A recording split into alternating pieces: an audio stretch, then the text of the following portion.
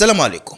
بارح كل شيء تفرج كلاسيكو ديال ريال مدريد وبرشلونة، ولكن الامر اللي ثار الجدل وهو الهجوم على لامين يامال. غادي نهضر في هذا الموضوع فقط من اجل نعطي الراي ديالي انا في هذا الموضوع هذا. فديك الشاب الشاب لامين يامال هو في الحقيقه لاعب ممتاز، لاعب رائع، عنده امكانيات رائعه، ولكن للاسف الوسط اللي عايش فيه الاب ديالو، فكنشوف الاب ديالو واحد الانسان زهواني، واحد الانسان اللي خارج الطريق، بالعربيه خارج الطريق، ناسي الاصول ديالو المغربيه، وحاشا يكون مغربي. لان اول حاجه الخطا اللي عمل لامين يامال هو الاختيار ديالو للمنتخب الاسباني، وحنا كنشوفوا العنصريه. كيف يعقل ان مثلا واحد الانسان مغربي والجذور ديالو مغربيه، الاصل ديالو مغربي، ويختار لك منتخب اسبانيا؟ واخا تكون عايش تما، خلقتي تما، كتبقى الاصل ديالك مغربي، فعمره ما يعترفوا بك، عمره غادي يعترف بك شي اسبانيولي. فقط نهار اللي تكون متالق غادي يقولوا لك برافو، نهار اللي غادي توقف من الرياضه وتوقف، ولا نهار اللي يطيح لك المستوى، فاكيد غادي تتعرض بزاف ديال الهجومات. لكن الهجوم ديال البارح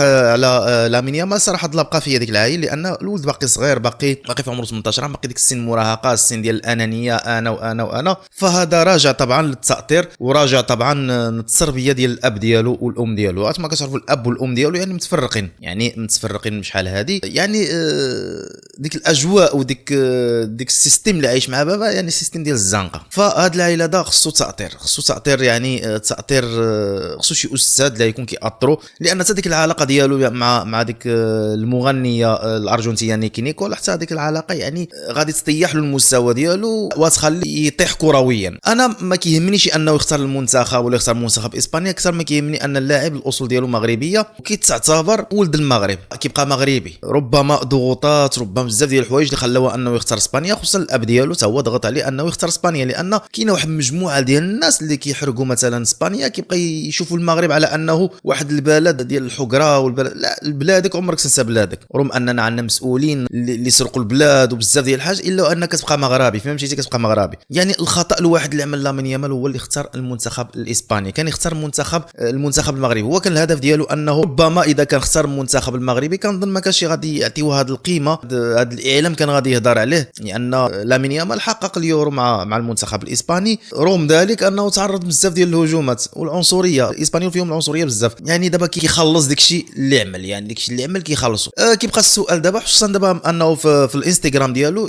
زول ديك، كانت عنده واحد الصوره ديالو اللي كان كيبان في القميص ديال المنتخب الاسباني، فزولا عمل الصوره كحلب. هذا كيشير على انه ربما ندم على الاختيار ديالو للمنتخب الاسباني، خصوصا انه دابز بارح مع كارفاخال اللي هو العميد ديال المنتخب الاسباني. فهذا الشيء هذا خلق واحد الجدل كبير، خصوصا دابا اسبانيا كامله كتهضر على لامين يامال، وكاملين كيهضروا على لامين يامال. بزاف ديال الصحف، بزاف ديال المشجعين دابا كيهاجموا، خصوصا ان الانسان في هذا السن هذا راه يقدر يتاثر نفسيا ويقدر يتاثر معنويا. وحنا شفنا بارح في اللعب ديالو مع برشلونه كان مشتت ذهنيا، لان ديك خرجت ديالو، خصوصا ان بعض الصحفيين اللي لاحظت انا تكون عندهم اسئله مستفزه، والولد باقي صغير وكتسقسي علاش نعمل ريال مدريد شنو كذا، فكيهضر على اساس انه واتشي هذا شفناه في بيكي كان كيهضر كذلك، كان عنده نفس هذاك، ولكن ما كانش كيتهاجم بحال لامين يامال كيبقى واحد الانسان اللي هو من خارج اسبانيا، واخا يحمل القميص الاسباني كيبقى واحد الانسان ماروكو مغربي، فهمتي؟ مغربي صراحه الله.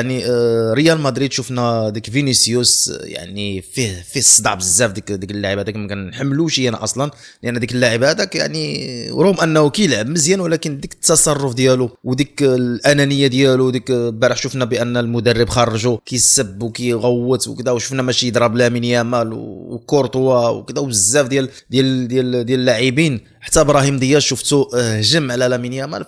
فصراحه الله بقى في هذيك الدري اللي هو لامين يامال. نتمنى يكون هذا درس ليلو باش يتعلم مره اخرى، لان الزهو شي تينا باقي صغير، تينا واحد العيل باقي صغير، من الاحسن ما تدخلش في ديك العلاقات، ما تدخلش في سينا واحد الانسان اللي عندك مستقبل رياضي، عندك واحد الموهبه عطاها لك الله، استغلها، لان تينا كتعتبر دابا احسن لاعب في العالم، والاضواء كامله موجهه لك، فخصك تكون قد المسؤوليه. فاذا تبعتي ديك الطريق اللي تبع نيمار وبزاف ديال اللاعبين، رونالدينيو، اللاعبين اللي كان في رجلهم ومشاو تبعوا ديك الزهو، ديك العيلات، ديك هذيك، فاكيد ما وصلوش.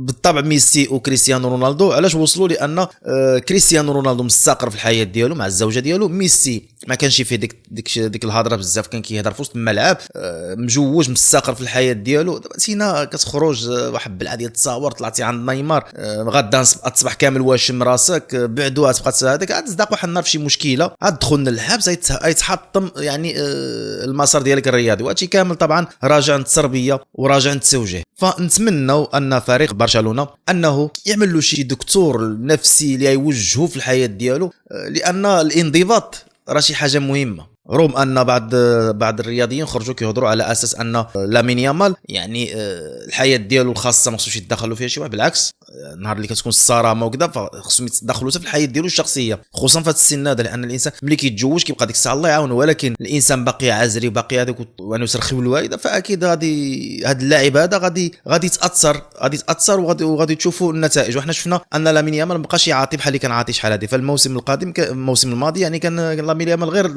لامين يامال ديال دابا. فاكيد الغرور وزائد الثقه في النفس العاليه وكيجبوا الله صافي وصال، لا راه انت باقي صغير. ونتمنى ان شاء الله يرجع الطريق ديالو ويمشي في، لان احنا انا كمتتبع وكمحب فريق برشلونه كيعجبني اللعب، كيعجبني نشوف اللاعب. اما الحياه ديالو الشخصيه وشنو اختار وشنو ما اختارش، فانا كيهمني ان اللاعب نشوف واحد اللاعب اللي هو 18 عام وعنده واحد الموهبه. نتمنى ولا الموهبه تتطور وترجع احسن واحسن واحسن. ودائما كنرجع وكنقول الغلط عملتي الغلط انك اخترتي المنتخب الاسباني، كان اذا كنتي اخترتي المغرب كنت تعيش مالك هنايا وكان كل شيء غادي يكبر بك، ولكن قدر الله ما شاء فعل. شكرا للمتابعه، تحياتي إلى اللقاء.